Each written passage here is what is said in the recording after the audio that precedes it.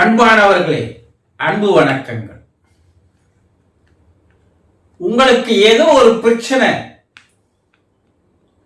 அதை தீர்க்கறதுக்கு வழி தெரியல.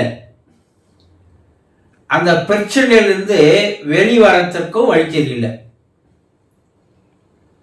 குழம்பி போறீங்க. பல பேர்கிட்ட போய் வழி கேட்குறீங்க.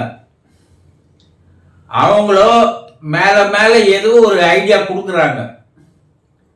ஆனா எதற்கும் தீர்வா அதை அமையல. இதே குழப்பத்துல இருந்து வரீங்க. ஆனா திடீர்னு ஒரு நாள் அந்த பிரச்சனைக்கான தீர்வு உங்களுக்கு கிடைக்கிறது. எப்படி இது வந்தது, எப்படி வழி வந்தது என புரியல. அப்ப என்ன சொல்றீங்க? தெய்வம் தான்பா அதுக்கு வழி காட்டுச்சு.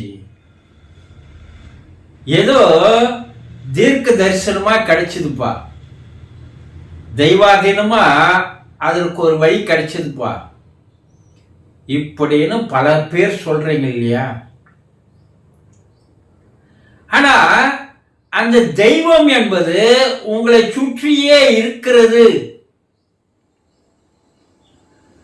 அது உங்களுக்கு ஏன் தெரியல? இந்த பிரபஞ்சம் நம்மை சுற்றி இருந்து கொண்டிருக்கிறது. நம்மோடு அது தொடர்பில் இருக்கிறது. இந்த பிரபஞ்சத்தில் இருக்கிற எல்லா பொருள்களும் ஒன்றோடு ஒன்று தொடர்புடையது,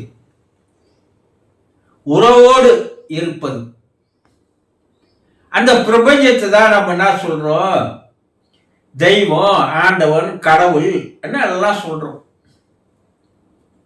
அது உங்களை சுற்றி இருக்கிறது, உங்களோடு உறவிலும் இருக்கிறது. அதை நீங்கள் புரிந்து கொள்வதில்லை. பத்திரகிரியார் பாடுறார், ஒரு அருமையான சித்தர். எப்பா, எனக்குள் நான் இருக்கும் வரையில் என்னை சுற்றி நீ இருப்பதை நீ அறியவே இல்லை. எப்போது என்னை சுற்றி நீ இருப்பதை அறிந்து கொண்டேனோ அப்போது எனக்குள் நான் இருப்பதை மறந்து விட்டேன் என்று பாடுகிறார். அவர் என்ன சொல்றாங்க? நம்மை சுற்றி இறைவன் இருக்கிறான். அவன் எல்லாத்துக்கும் வழிகாட்டுவான்.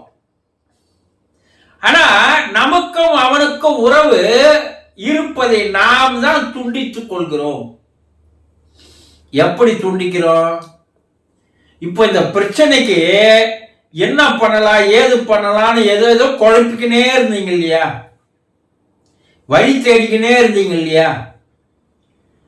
அப்படி தேடும் போது உங்களுக்குள் வருகின்ற எண்ண அலைகளானது, அந்த ஃப்ரீக்குவென்சியானது, இறைநிலை உங்களோடு வந்து தொடர்பு கொள்ளா வண்ணம் இந்த எண்ண அலைகளானது அந்த இறைநிலையை தள்ளி விடுகிறது.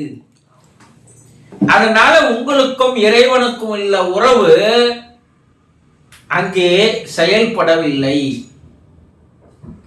அப்ப அது செயல்படாத காரணத்தினால் இறைவன் உங்களுக்கு வரக்கூடிய பிரச்சனைகளுக்கு வழிகாட்டாமல் தடுப்பது யாருன்னா நீங்க தான். அப்போ எப்படியோ இதுக்கு ஒரு வழி கிடைச்சதுன்னு சொல்றீங்க இல்லையா? அப்போ நீங்கள் பிரச்சனைகள் இல்லாமல் நிம்மதியாக எதை பற்றியும் கவலைப்படாமல் இருந்த நிலை இருக்கும். அப்போ உங்களுடைய எண்ண அலைகளானது வெளியே பரவல.